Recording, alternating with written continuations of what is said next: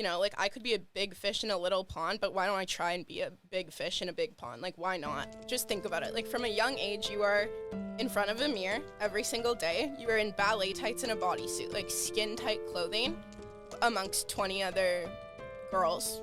You don't realize, like, how messed up some parts of it are until, like, you walk. It felt like we weren't even training as dancers anymore. We were just going from competition to competition. Even though your peers are your friends, like, the amount of, like, toxicity that we were exposed to so young is, like, terrifying. Because, like, inside, like, I was struggling with so much, so I'd hide behind, like, everything that I was doing, and I'd hide behind dance, and I'd hide behind all these things. So what else did it teach me? It taught me a lot. It's really, really hard. I think it also taught me, like, who to trust and not to trust, you know? Who's out there for, like, good reasons and who's out there for, like, bad reasons, you know? And, like, that's a very hard pill to swallow.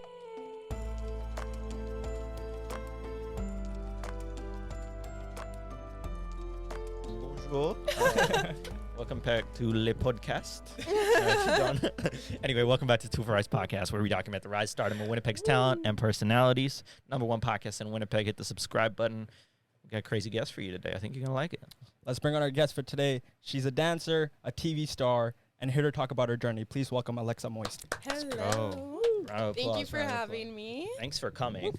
So, right off the bat, you're a TV star. Well, I mean, like, I guess so. I don't really like talking about myself that way because I feel like I was so accustomed to, like, these types of, like, experiences since I was, like, young that it wasn't really, like, anything new to me. And since it's, like, more of a local/national thing, I don't, like, see it in that way. But I know everyone that's watched it has, like, been, like, really shocked. So, the feedback has definitely been great from that. How'd that start for you? So what is the show, first of all? Because we tried watching it. It's in French. We have no idea what's going on. So the show is called Comment Devenir Adulte, which in English is How to Be an Adult, basically. Okay. So the past couple of seasons, they did... The first 3 seasons, I believe, were all in Winnipeg. I actually know some people that were on the past seasons. They did follow a couple dancers that I used to dance with that are much older than me. And then 2 seasons were filmed with kids in Toronto. And then this past season was filmed with 4 girls. So it was our first, like, all-women cast. It wasn't originally supposed to be that way, but, you know, contracts and everything and whatever. So it ended up being that way, but I think it actually, like, went over really well. And I know, like, Winnipeg, which is, like, who puts it out on TV and everything, they loved it and they really liked, like, the whole all-women concept. And yeah, so they basically just, like, recruit different personalities, people with different backgrounds and everything. I know that they, like, in Winnipeg, there's basically only, like, 2 full French schools other than, like, the little country schools. So there definitely is a very, like, small selection of, like, French-speaking people that also have a life that's, like, you know, worth, like, showing on TV. But, yeah, I think it went over really well. How I got into it, basically, I don't think I would have gotten this opportunity if I didn't dance. First of all, I'm going to put it out there, like, definitely not. That was, like, my whole life forever. And I definitely think that that's, like, what fueled, like, my presence on social media and a bunch of other things. So one of the girls, like, reached out to me that works for Wookiee Films, which is, like, the studio that produces this show. And she called me. I was in Hawaii at the time, actually. It was, I guess, December 2019, like, right before 2020 and COVID. And I get this call. And I guess it's, like, nighttime in Winnipeg time, morning in Hawaii. And I'm like, hi. And they're like, oh, yeah, like, do you want to do this show? And I'm just like, oh, okay. So then I set up a phone interview because I was still in Maui at the time. And then they're just like, yeah. And then when you come back, like, come and meet us in the studio. So I'm like, okay, sounds good. So it's just in the Exchange. It's, like, a beautiful space. They actually just expanded it, too. So then I went in there, kind of studio like this, honestly, and had a ring light on me, and they're just asking me questions, like, boom, boom, boom. I'm just like, this is so weird, because I'm used to, like, dancing in front of cameras and stuff, but, like, speaking, I was, like, so nervous about it. Also, it's, like, all French, so, like, in terms of, like, talking about, like, my personal life and everything, definitely more comfortable in English in that sense, just because my mom speaks French, but my dad doesn't, so, like, definitely more of an English-speaking home, but I still spoke French with, like, so much of my family and everything. So it was definitely, there was a certain like discomfort there at first. And then, so I did one on-camera interview, and then I had another on-camera interview with one of my friends who actually didn't end up being on the show, just because he had some other film opportunities. And then we did one together to like see like our chemistry on camera and just how we like speak with each other. So like the whole process was super cool. They also like had me with some of my other friends that would eventually be in some episodes with me as well. And then they kind of made the decision. And then for a couple months, there's just paperwork / deciding on like the other characters. I think I was the first one like hired, I guess you could say. Okay. And then we started all our meetings and everything July 2020. And then contracts were signed at the end of July, and then we filmed from July 2020 till July 2021. Wow. Okay, so a full year. Yeah, full year. Wow. That's a crazy process. Like, very crazy process. what were your thoughts when you were going through the whole process, like setting up an interview? Mm-hmm. Was it more of casting or just like, hey, what are your personality like, or judging based on your personality? I type mean, thing? like, I think it was a little bit of both. I think a lot of them, like, kind of knew, like, you know, Winnipeg's small, so, like, in terms of people in the arts, like, whether it's, like, singers, dancers, photographers, everyone kind of knows each other. So there was definitely people that were, like, either interning with the team or whatever who already had an idea of who I was. But obviously, to be, like, fair, they kind of had to, like, put me through the process, you know, and, like, I could be a great dancer and stuff, and if I choked on camera, I don't think they would have, like, had me, you know? So definitely a little bit of both. I think with the other ones, it was definitely more, like, casting, recruiting, and more extensive interviews, just because some people didn't put their life out there as much, so you don't really, like, know them, or, like, but I think they ended up with, like, a really good team, and everyone was so different on this season, which is really neat. But, yeah. What was the transition like? Because, you know, I used to dance as well, but going from dancing into on camera, like, you know, being camera presence and everything. Yeah. That's definitely a learning curve, because you don't feel that reaction right away. Like, if you do a cool move and dance, you get the audience reaction right away. So what was that transition like? So it was definitely weird, especially with COVID too, because we would be filming like in code red lockdowns and like all of this. There's one episode where we're all self-filming. Okay. Just because for the most part, like in terms of like COVID like regulations, any like TV show that like started prior to like those restrictions starting was allowed to continue. It just had to be done a bit differently. But during that like first initial code red, we actually did have to self-film, which was like definitely very difficult. I think the first couple episodes were definitely hard because, again, like you said, I'm expecting a reaction from someone, or like I'm expecting to be like corrected, and they do correct you in a sense. But it's like they kind of just like want to hear what you say, and they can cut everything and whatever, you know? So that was definitely something to get used to. And I'm like a very much like high functioning like perfectionist. So like very hard for me the first couple of episodes in terms of just being like, I'd like say something, I'm like, Kate, you have to refilm that. Like I can't. They're like, well, we're going to have you do it like 10 times. Like you're fine. So that was definitely something to get used to. Also, the first couple episodes, I had a boyfriend at the time. I did not want him on the show at all, but you know, they need drama and stuff. So like it was fine. I eventually agreed to it. Basically just following that we had to do long distance at some point, but that was definitely like really awkward, and like I hated it so much. I think it also was like hard for me because these first episodes, because the way it was filmed, like some isn't in order at all. Like the first episode was not filmed first. Like there's stuff like that. As the season went on, then it was more in chronological order. But obviously, since we started filming in summer, it's definitely hard to like get all us girls that were actually characters on the show together, and then like getting like our storyline started too. So kind of did it whenever like we all could and whenever we had time to do it.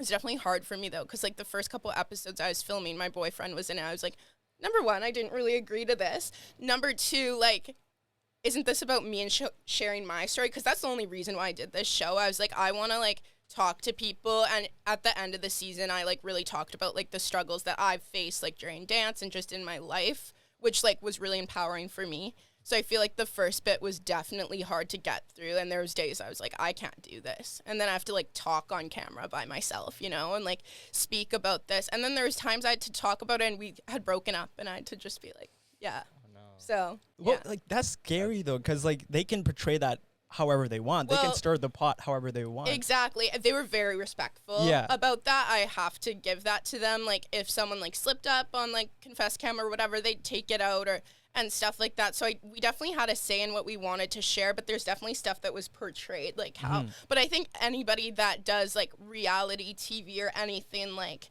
that shows their life will like say that, you know. Yeah. But like issues like a breakup are definitely amplified. Like, well, yeah, you know what I mean? and like that, like when you start the show and stuff like that, they basically say to you, you know, like you can call us anytime. Like if you're having a really bad day and if something happens to you, call us. Unfortunately, like I was just kind of like I broke up with my ex, so like it didn't really like matter. I didn't call them. It was in the middle of Code Red too. They couldn't even come if they wanted to. And then, like, I just ended up talking about it on camera, like, a couple months later, which is just, like, weird. Like, the timeline of things is weird, and, like, sometimes is really hard for me because when you're, like, doing your Confess Cam where it's just, like, you on the camera, it's definitely, like, hard to, like, portray the emotion that you were feeling in that time, but then you're, like, talking about it, and then you have to keep in mind that it is glued to that, like, scenes or, like, those episodes, so it's definitely weird. Doesn't that blur the line, though, of what's, like, on camera versus, like, your real life? I think to some degree, yes, and to some degree, no. I think most of the things that we were all experiencing and going through in the show were, like, long-term struggles or experiences, so it was definitely easy to talk about over time. But when it comes to, like, something that, like, we all did as a group and we'd have to, like, talk about it where it wasn't as serious of conversations, but you have to kind of, like, talk about it as, like, a playback thing. Definitely hard to remember what happened 2 months ago in that episode, and now I have to talk about it. Obviously, the director, Alex, who's, like, one of my, like, best friends, like, I love her. Like, I got to know her so much through that process. She had, like, notes for me, and she's like, remember, so this is what happened a couple months ago, so, like, talk about that. I'm like, okay, yeah, I got it. So there was only a couple times where I felt like it was emotionally hard to, like, portray that when I was just by myself speaking about it. But other than that, I think it was, like, really good. And they really did their best to, like, make us feel comfortable, too. That's good. Yeah. Being a dancer and being a reality TV star, it's two different lifestyles. Very much so, yeah. So, like, where did you find that balance in terms of, like, okay, this is my private life and I want this, like, kept within me? Yeah. Or is what I want, like, the world to see. Yeah. So how is that balance? I'm like, this is like a really hard question because I feel like I'm very like open with my friends and everything. So on camera, it wasn't that hard for me to portray it, but there was definitely things where I was just like, I don't want to say this. Like, what if or something I'd want to talk about, I'd, like, get nervous and, like, hold back almost because I'm like, I don't want a kid to hear this and, like, think this is, like, a normal thing, you know? And I'll get into more of, like, what I'm talking about when we talk about dance especially.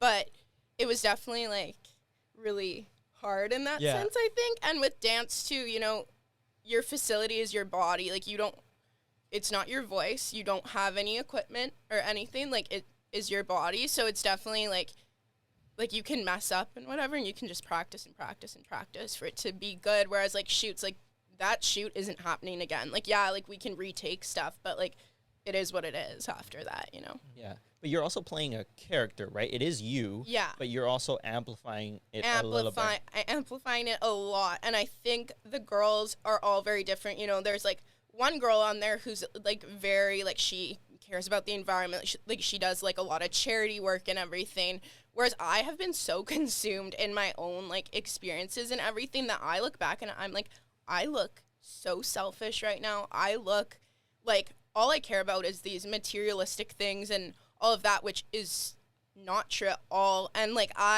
even growing up in high school, like there would be misconceptions with me and like some other dancers because we travel a lot and we'd have all of this. And then when I'm talking about my dance experiences and all of this on the show, and then right after you see someone else like talking about how like they're like cleaning Winnipeg, like, and cleaning all the garbage off of the streets of Winnipeg, so difficult for me to handle because I'm just like, oh my goodness, like I don't want people to like see me coming across as fake or whatever. So that was definitely like an internal struggle for sure. So let's transition into this dance world. Yeah. when did you start dancing, and what made you start dance? Okay, so I started dancing when I was 3 years old, actually. So very small, obviously, like you just start with your pre-tap, pre-ballet type of thing. I started actually because at like the first house that I lived in when I was younger, our neighbors were like 4 girls and they all danced. So obviously that's kind of how it started. But like ever since I was a kid, like I always had that personality. Like I'd like dress up and dance. Me and my cousins would make music videos. So I was already like pretty creative in that sense. And my parents, like not my mom, but my dad and my sister my sister's much older than me. She's 14 years older than me. So, tried to like get me into like soccer and everything, which was definitely not the thing for me. If I was like in Timbit soccer and I was the goalie, I'd just like do the splits and the thing. So they realized like I think after like a half a season, like that's just not her. We're not even gonna try that anymore. Nice. So I started when I was 3. I went to a different studio when I was younger. There's lots of studio hopping that goes on in Winnipeg for sure. So I started when I was 3. Probably started getting serious about it when I was like 7, taking it to the next level in terms of doing competitions and stuff. Back in the day, there was only a couple competitions in Winnipeg. Like there was like Manitoba Dance Festival, CNDC, and a couple other ones. So I definitely started on a smaller scale. Then I switched studios when I was about, I want to say 10.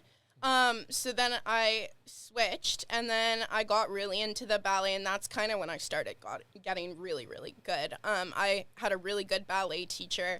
I was there from when I was like 10 to like 12, and then I switched to like my studio that literally like changed my life when I was around 12, 13. But yeah, I started like getting good and really training in ballet in all styles. I did everything except for tap. I stopped tap when I was like a baby. I think I did it like my first year and that's it. And yeah, so really started training ballet, jazz, contemporary. I think very early on, all my teachers realized like I was a very creative dancer. I think there's like lots of trained dancers that are really good at technique, but when it comes to like improving or like freestyling is another word for it, or like creating your own stuff or performing, sometimes that's where you like miss the mark, and there's a bunch of layers to like dancers. But they could tell like I was already a performer. I had personality and I was like very creative. So that definitely got me to where I am today, obviously, like with the show and everything. So then I switched studios when I was like 12 or 13 at Marquee Dance Academy. Amazing studio, amazing teachers, amazing opportunities. Like I'm still friends with everybody I danced with. Just really an amazing family. Really took over our life, I started there, like as a summer camp. I did my auditions to get into the competitive teams there, kind of got into everything.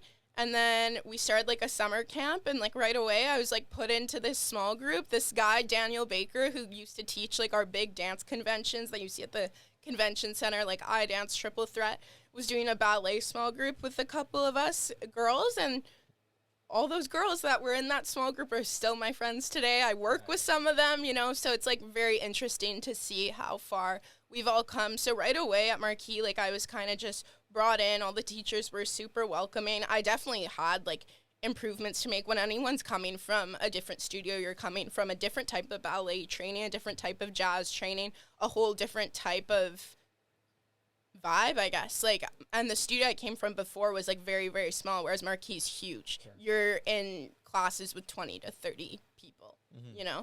So I remember when I was in the process of switching studios, I was like, like I could be a big fish in a little pond, but why don't I try and be a big fish in a big pond? Like, why not? Like, maybe I'll like start smaller, but like, why not like just like grow, So, and when you're having these conversations at like 10 to 12, like that is like really, really weird. Definitely dancers grow up really quickly.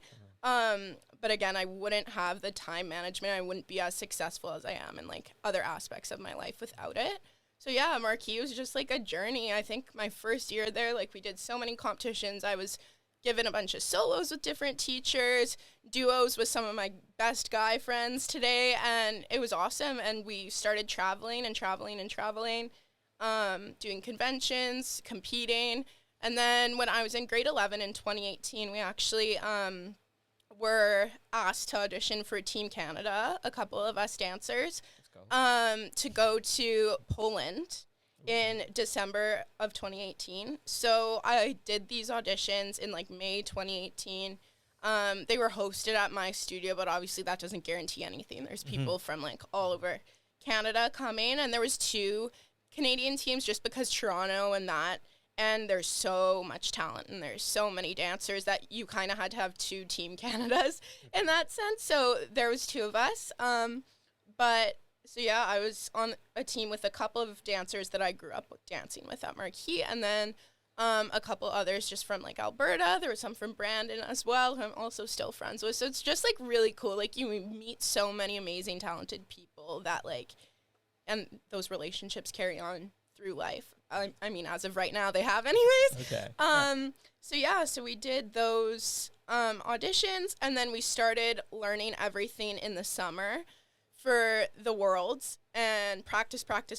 We had choreographers kind of from like everywhere coming in, and then my own ballet teacher did our ballet choreography. So we were practicing, and then left to go to Europe in December 2018. I remember the day that like we got there, in a sense, like 8 hours later, we were on stage doing our ballet piece, and we actually got first and gold for that one. And then throughout the week, we had like contemporary pieces and jazz pieces. So that was a bit different. You know, there's like different rounds. It's kind of like, it's exactly organized like the Olympics. It's just with dance. Yeah. So how it works is like there's like your quarter finals or whatever. I don't even know how it's all divided anymore, but it's like quarter, semis, and you know, you go. It was funny though because you're coming from like different cultures and everything, so they're very like strict on dress codes and stuff. So I remember for a couple of our jazz pieces and stuff, we'd get flags, so we'd make it to the next round, but you'd have to fix whatever was wrong with like your costume before like the next round and before you'd compete in the next round. And what was interesting was the order that they did it was you would be like first in like the first lineup, but then you would dance like last in the next lineup. So then they really switch up the orders on you. So you'd have to like think quick on your feet and just like kind of go. And that was an amazing experience. Met so many amazing dancers. But I also think that was the time where it felt like we weren't even training as dancers anymore. We were just going from competition to convention to Florida to Europe to Toronto. Like it was definitely insane, and that's definitely, I think in grade 11 was when I experienced like a lot of burnout. And when I was starting to realize in high school, I'm like, I have no relationships with people at high school, and yeah, like this dance stuff is great, but like this has been my entire life. Like I don't know anything else. And I think at that time, a lot of others were also kind of starting to feel that way, and it just felt like we were constantly playing catch up and constantly competing. And honestly, like any dancer will tell you, during that competition season, you are in like really good shape, and you are extremely like good at the moves you're doing in all those dance pieces, but you aren't training like you usually are, like September to December, and like your ballet training and your jazz training, which is like all very like fundamental things that you need to be doing to like maintain your technique and agility and endurance. You have your endurance for the dances you're doing, if that kind of makes sense. Yeah, so like just very rehearsed. So it's definitely very hard to now just like be doing dance after dance after dance and just competing. And that's kind of when like I definitely like felt lost in the dance world a little bit, just because I've always enjoyed like taking class and creating, and I love being on stage, but I got to a point where like I didn't care how we did, and we were doing so well anyway. I don't think we could ever have done bad. So I was just like, what's the point in competing? Like my technique is like going down right now because we're competing so much, and I'm only doing these dances. And like I could honestly see it when I watch back videos of me dancing and like just in solos and stuff, and then you're getting burnt out because you're doing these moves repetitively. And I remember in grade 11, like I had a really bad back injury too, so that kind of just definitely took a toll on things for me. And that's kind of when my confidence went downhill too, and I just kind of felt lost in that sense. But obviously I still kept doing it. I mean, with the world of dance, there's like two sides. Well, there's like, you're just dancing to have fun, right? Like I'm trying to groove, I'm trying to get my emotions out. And then there's high level competition, which which gets intense, right? There's shows like, what's the show? Dance Moms? Is that Dance the one? Moms? Yeah, oh my Is goodness, that I grew up watching that, yes. Yeah, but you look at, like, you know, the problems and the pressure that these dancers have on them at a young age. Did that ever affect you, like, mentally? Oh, yes. And, like, how'd you get over that? Or how did other people cope with that, especially when you said earlier that your body is the main thing that pursues the dance, right? Yeah, so I think, I mean, from a young age, like, think about it. I think it's definitely people understand it more these days just with social media and TikTok and everything, which is a good thing that it's talked about, but I honestly think it's incredibly scary for this young generation of dancers. You know, we had access to social media, obviously, when we were dancing and everything, but it wasn't like TikTok where you could open a page and people are openly glamorizing eating disorders and, like, overly sharing it in a sense, you know, like we weren't really exposed to that. We were just exposed to like we were around and the comments we were getting from others in a sense. Sure. So obviously extremely damaging, but it wasn't like we had like that extra source from social media to really fuel that. I'm like really scared for this new generation of dancers, to be quite honest. And also just the pressure with COVID and everything and how they haven't really had the same experience that we had. So yeah, definitely just think about it. Like from a young age, you are in front of a mirror every single day. You are in ballet tights and a bodysuit, like skin tight clothing amongst 20 other girls. And same thing for guys. Like I've talked to my guy friends in dance and they've had like workout addictions where they don't stop working out because they have to lift girls. And obviously as the girls are growing, the guys need to grow too if they need to lift us, you know. Or there's other guys that struggle if they want to like pursue like a ballet career or anything. Then they have that pressure of being thin as well. So it definitely affects both sides for sure. It definitely started like you have like one of my ballet teachers, not my most recent ballet teacher or anything, very, very like strict, like boom, boom, boom ballet teacher. She'd like walk around with like a meter stick and like make us like suck our like butts in, like, damn. And you know, like at the time, like I was like, this is completely normal, like, you know, but then with dance, and I've taken this past year, I've definitely taken a break and a step away from it. You don't realize like how messed up some parts of it are until like you walk away from it and like reflect a bit. And the show honestly helped me a lot with that. Just trying something new and like realizing like, yeah, this is kind of in the same space and everything, but it's definitely like, it was healthier for me for sure, I think. Yeah, definitely a rough time probably when everyone's like going through puberty, obviously, you know, like again, in front of the mirror, everyone's bodies are changing. Everybody wants to be lifted by the boys. Everybody wants to be in the front row.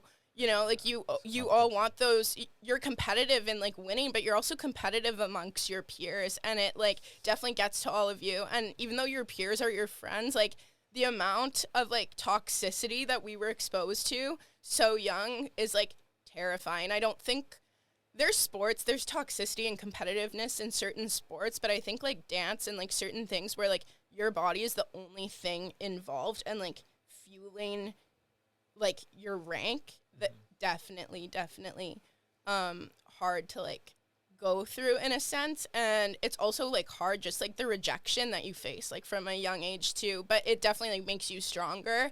And you know, like people are gonna say no to you your entire life. So I'm really glad honestly that I was exposed to that like at a young age, because now like I just have like very thick skin, and I think that's why I'm like very successful in like my different workplaces and just like in my relationships with people as well. Like I kind of understand.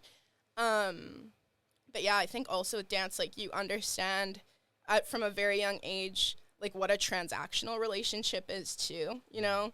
There's parents are ruthless, dance parents. Like my mom was like completely kind. She definitely did not get into drama or anything, but like if I was ever like in a bad situation, she would speak up. And my mom is like the nicest human being ever, hates confrontation, and she would speak up. And I think there was definitely times, you know, where when we're younger, if one of your friends gets an opportunity, they'll like shy away from it. They're not going to tell anybody. And then you have to find out like a different way. Like definitely hard. I did it. My friends did it. But it's so weird to like see that happen at such a young age, and then like have almost a resentment towards people at such a young age too.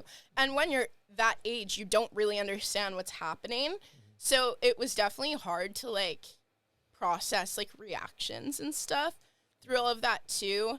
And we always had like choreographers coming in as well to do like certain choreography or whatever, and you had to be like invited to do like a solo or duo with them. Thankfully, like I was able to, but there was definitely like certain choreographers and stuff that took me a while to work with. Like I had to work hard, you know, like my dance group probably was one of like, and my age group in dance in Winnipeg, like when we were all in our prime of dancing, I don't think Winnipeg's like ever seen like people like that. There was so many talented people at that time, whereas like the years before us, you could like handpick a couple that were really good, and you know all the names of people that were really good. But in mine, like from my studio and then a couple others, I think we had the widest range of like diversity and talent.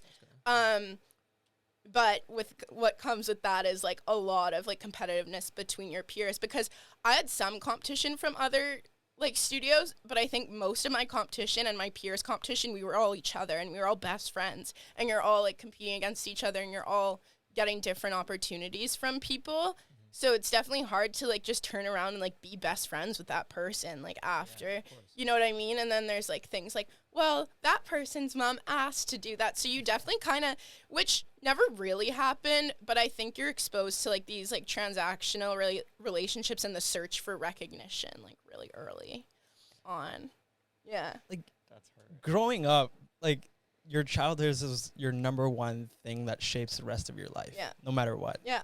So getting exposed to that like transactional relationships, that body image, how did that like, how do you cope with that? Well, I mean, we've already asked that question, like, but like when you're there as a child, how does that impact you? Like, what is going through your head when you're in front of a mirror 24/7? Yeah. And all you're doing is competing against yourself and others to be perfect. Yeah, I think it's affected a lot of people from a young age. Like I grew up in like a very like holistic, health, all natural like house too. So I didn't really have any pressure from my house, but I was already exposed to a healthy lifestyle. So like thankfully I didn't like have to, it didn't start when I was super young. I think when my like body dysmorphia and like eating disorders started probably when I was like in like 8th or 9th grade, and that was when we were all in our prime dancing. There was more talent because again, studio hopping, I'll bring it back up now, in Winnipeg, Marquee was like on the rise, other studios were on the rise, so people would either want to come to us or another studio. I'm not going to name them, but sure. So we'd have new people every season, every single dance season. So that was definitely hard. I was one of the new girls one year, you know? So every single year we have this new talent, and it was another name in this wide range of diversity and this wide range of talented people in our age group that would come in.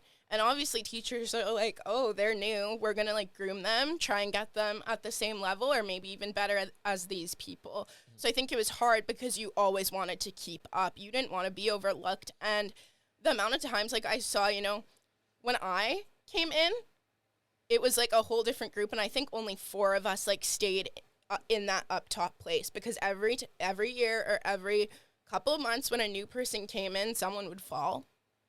And that was definitely very difficult, and it honestly pains me that I did that to somebody. And it wasn't me that did that, but you know, like it just like the action of me and a couple of other people going there like caused someone else to be overlooked. And that's why you have to constantly work hard, and again, would not be as successful without dance, you know, as much as it definitely, some parts of it are like very like traumatizing and like hard to talk about.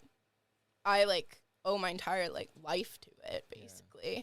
So, yeah, it definitely going like from person to person and like having like new people come in, that's when the pressure started. You know, when I first got there, I was like given a ton of like duets with the boys, which is what you want it's really what you want, because when like judges like see you together and stuff like that, like you can sell that as a package. Your solos and stuff will do better because of that, because if they see an amazing duet and you're a good dancer on your own too, you're doing awesome and you're like winning everything, you know? So again, I did so many dances, and sometimes like I think about honestly that like if I just would have focused on like ballet or contemporary or jazz, how good could I have been at that one thing? I think I like definitely spanned my talent out in so many styles, and we were all very good at all those styles, but I always wonder how like it would be if I just trained in like one or two specific styles, and how like really good I could have gotten, and how much like stress it would have saved me in a sense, because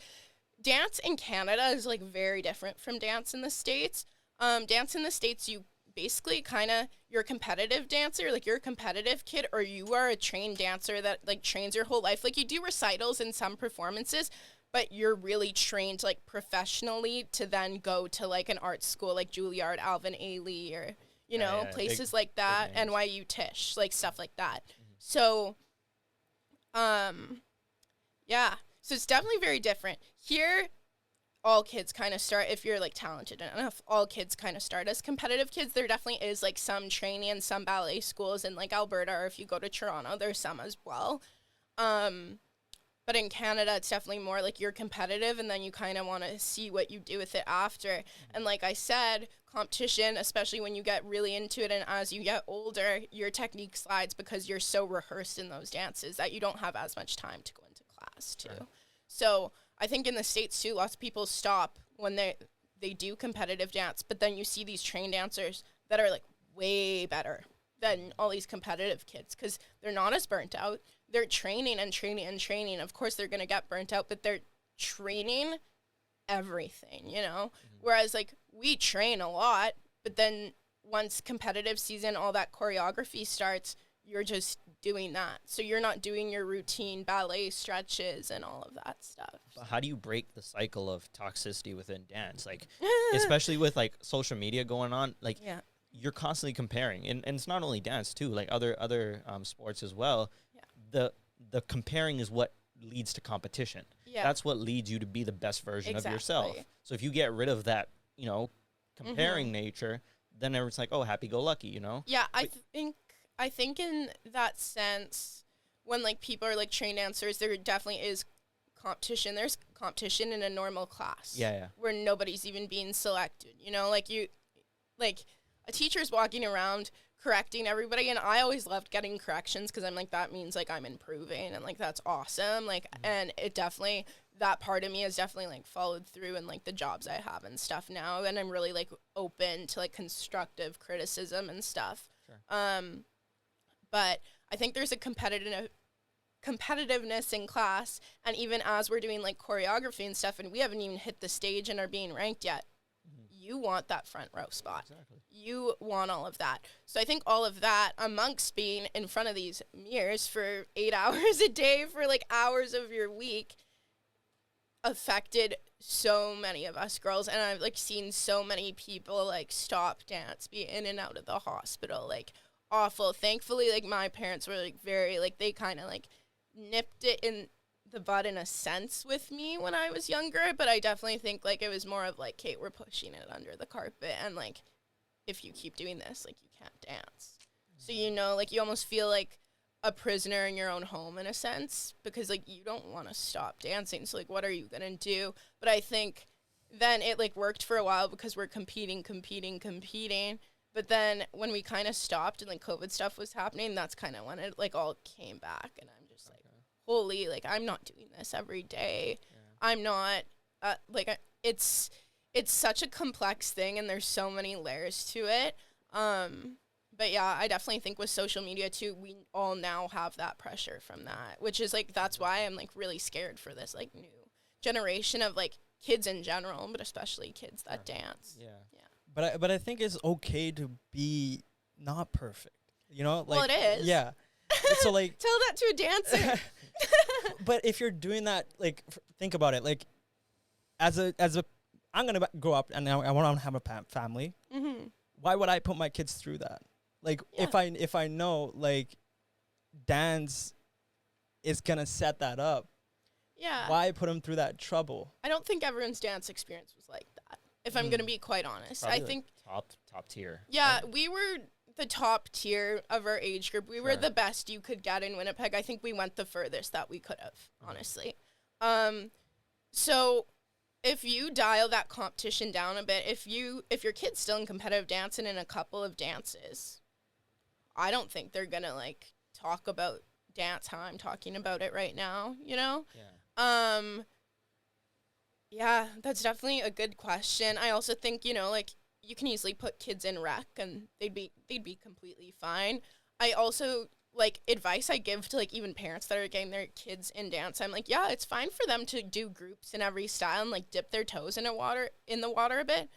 Don't put them through doing 5 solos in 5 different styles. Like that's crazy. And like that's what we were all doing. So it definitely, and then we were competing also for like, I had like groups in every style, small groups in every style with this like range of kids that I danced with that were all very talented and we all like looked the same, like same height, blonde hair, or like most of us were blonde, but like, you know, like same height, same body type, like, and the sad part about dance is like it's so competitive, and when you get to that like level, like you really understand like, and going into it professionally too, and that's kind of the reason why I made the decision when I did coming out of high school. And I mean, obviously COVID fueled that decision too, but so much of it is based on your look, and it's not even about your weight half the time either, you know? Like you can be going to an audition and like they could want like a brunette, they could want like different ethnicities and stuff, and you are going to that audition, you get the call because like you're talented enough, but then you'll like you'll dance, and they'll be like, yeah, you're just not what we're looking for today, or you won't even dance yet. And they're like, yeah, like you don't look the part, like you're not what we want. So there's not only the talent aspect as you like get really good at it, it's like what you look like, it's your personality, it's what you look like next to the other person that is getting that, you know, especially when you work in film, if you work in concerts, if you work on like cruise ships, in companies, you know, if you have to look a certain part, it's definitely hard because again, it's contract work. That's kind of why I decide not to, like, you know, when you're a dancer, like contract by contract, so you could get like a really good one, but then when that's done, you could be auditioning for like months and months and months at a time before you get another gig. So I just definitely knew that that was not the lifestyle that I wanted for myself. And I just think I'm like, I rather like leave dance in the box that it's in and still do it throughout my life and still be able to create and everything. And maybe like, just like the show kind of, like it was an opportunity that kind of just like rolled around. I wasn't really looking for it. But now that I did that, I'm so much more open to opportunities like that it's like, if a dance thing comes up, I'll train hard for a month and like go do it if my schedule allows me to, you know? So I kind of just knew it would always be in my back pocket and in my life, but it was definitely not something I could pursue as a career, I don't think. Some of my friends are actually like in school right now in Toronto at Ryerson, and like props to them, because like you and I really, really loved it and I still love it, but like people that are like willing to do that and then once they're like out of school, like work contract by contract, like that takes like a very special type of person, and like I wish all the best for them. Yeah. You mentioned the transaction, like relationship that you have between either a dancer or someone, but you also have that same thing in your show as well, right? You get to tell your story, but the producers also need to make money. Yeah. Right? The show also needs to do well. Yeah. So how's that balancing that, and what certain things did you notice during the show that really emphasize that point? Honestly, think like again with this transactional relationship thing, like I was just like I don't know, this is the struggle, and I want to talk about this more because it comes from dance and the show. Whenever I like get into relationships with people, I definitely have learned in the past year to like introduce myself as a human being. I'm not what I've done in my life, you know? And definitely until last year, something I really struggled with, you know? I'm a dancer. I did this with my life. I went here. I did this, because I'd hide behind all those things. Because like inside, like I was struggling with so much. So I'd hide behind like everything that I was doing, and I'd hide behind dance, and I'd hide behind all these things. So I think with that relationship, it almost felt like, are you dating me, or are you dating the person that just got signed a TV show when she started dating you? And like, you know, so That's there was deep. like parts Yeah. like that. If I was like a normal person, which I completely am, but if I didn't do all these things, would you be dating me right now? Or does it just look good for your image? You know, you're never gonna find that answer. Exactly. You know? Yeah. No one's gonna straight up tell you, or Exactly. but that's who you are. I though. genuinely It's part of your think he life. was there like for the right intentions, but there's definitely like parts of me that are just like you know, you're like posting this and stuff like that, but like you don't do any of this like on the side. So like you are profiting off of my life right now, and like even when he wasn't like doing episodes, you were like sharing all this, you know. So it's definitely weird. It's weird, but a lot of people do hide behind that though. Yeah. Right. Yeah. It's not only just like you hiding behind dance. Like people will use other things to hide behind because nobody wants to put themselves out there. No. Right. Nobody wants to be judged by somebody in a very negative or way where you look vulnerable in front of someone. Yeah. So I can understand why. You know, people would just be like, "Hey, look at this instead. You know, I'll keep this to myself, and you just look at the outside, and this is what I'm doing." Yeah. So, you know, there's two sides to everything, but like I can definitely see why that's an issue, right? But it's very powerful that you're open about that and you're willing to talk about it, because I think it's important.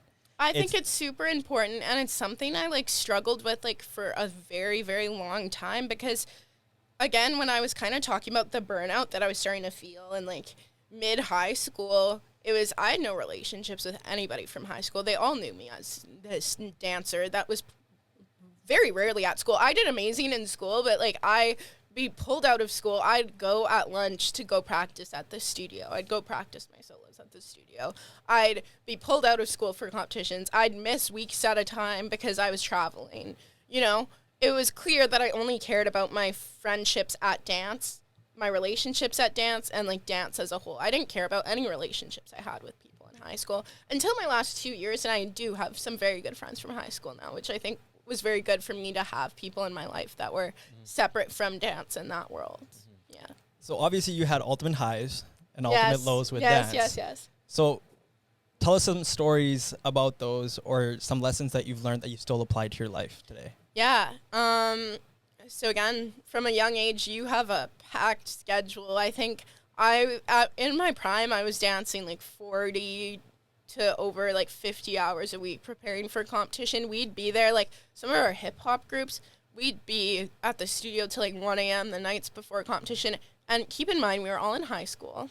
That's crazy. Some people had jobs at the time. And we're like also like kids, like trying to like grow up. You have no time. Like when you're younger, I can count on one hand how many birthday parties I went to when I was younger, not because I wasn't invited, but because you can't go. You have to start making those decisions and prioritizing your life when you are 9 years old. Like, if someone misses dance for a birthday party, like, no. Like, that's not happening. If you want to do that, like, be in rec. Like, that was the level that we were at. And so it definitely, like, taught me time management, for sure, which, like, has been really good because I'm always someone, I think every single year of my life, like obviously with COVID, you get into a limbo of not doing anything and there's lockdowns and, you know, work shuts down or whatever. But like right now, like I'm super busy with my current job. I kind of cut back on school a little bit this semester and stuff, but I would not be as successful with all those things. I wouldn't get the grades or anything that I do if I didn't learn this like crucial part of life, which is time management at such a young age, for sure. Yeah. I think also like networking yourself 100%. is definitely like part of it, you know.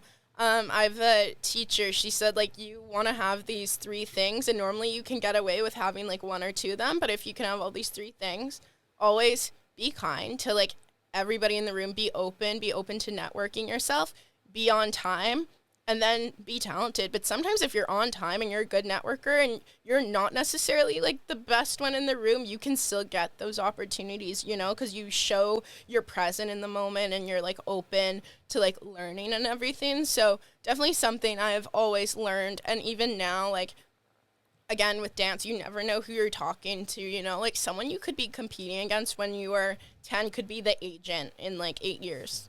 Yeah. You know, that on the other side of the table when you're auditioning. So it definitely teaches you how to network yourself, how to properly talk to people. You know, definitely like I like serve at like Earl's right now. And I like make connections with those tables because again, I'm like, I never know who I'm talking to, right? You know? So yeah, it's definitely taught me to make connections with people for sure. What else did it teach me? It taught me a lot. It's really, really hard. I think it also taught me like who to trust and not to trust, you know, who's out there for like good reasons and who's out there for like bad reasons, you know? Sure. And like that's a very hard pill to swallow when you're young, and there's a lot of resentment and like drama that comes with that. And I think now, like, obviously the friends I have now, we went through like a lot, and like we did awful things and said awful things about each other, and now like we're all like good now, and it's good. We all like stepped away from that world. I actually just went back to dance this week. I was in a ballet class, so that was fun. Definitely feeling that though. I will say I can't believe I did that, like hours and hours a week, but I'm excited to get back into it. But yeah, I don't know. It's a crazy There's life. a lot. It's a crazy life. It is a crazy life, and like I'm so grateful for it. You know, like by the age of 14 or 15, you have lived more than some middle-aged adults. You've done more. You've been more places. Like it's crazy.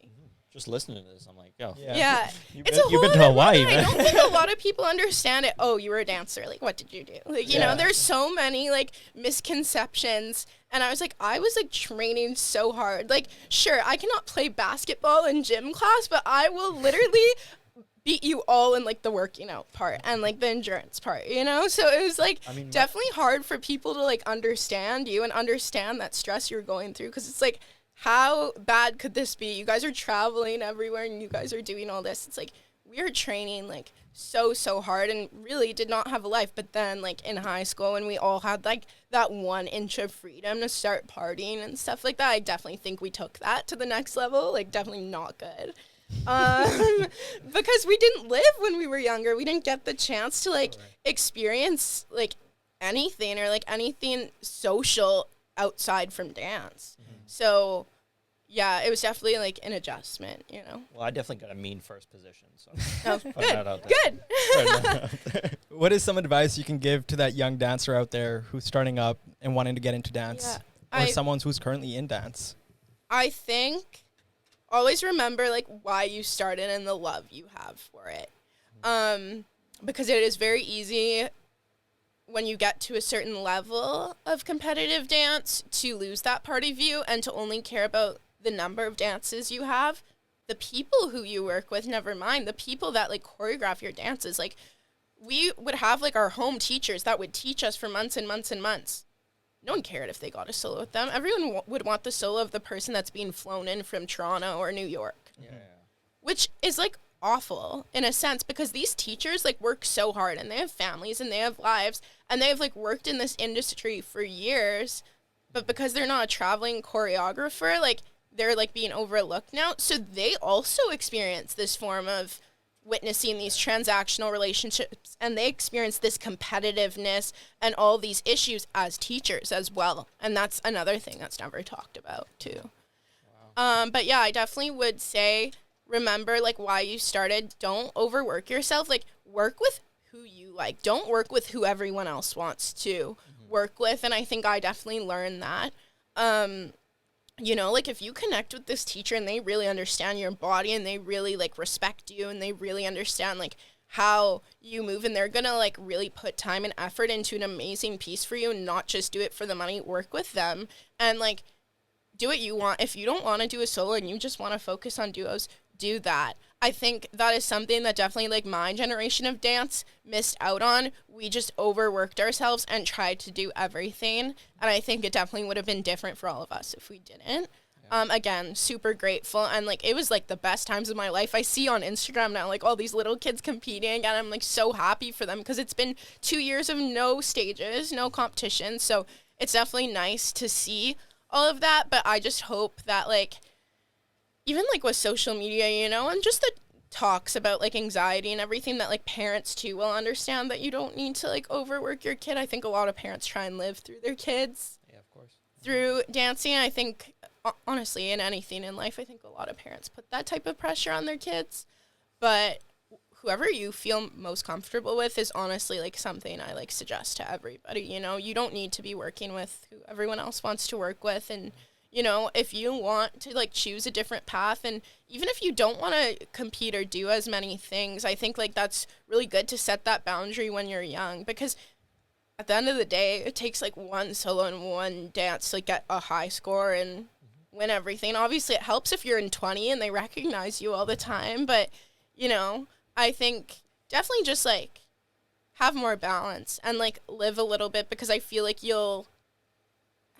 having more balance from a young age in this world would definitely like help some people, I think. And then, you know, when they're 18 or whatever and they decide to go to university and they step back from this, they don't feel like completely lost, you know?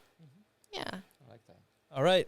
On this note, I think this is the perfect way to end off the podcast. If you haven't already, make sure to check out Alexa. We'll tag everything in the description below. We're live every Tuesday morning at 11:30 a.m. on the UMFM radio station, 101.5 FM. And until next time, peace. Thank you, guys. Let's go.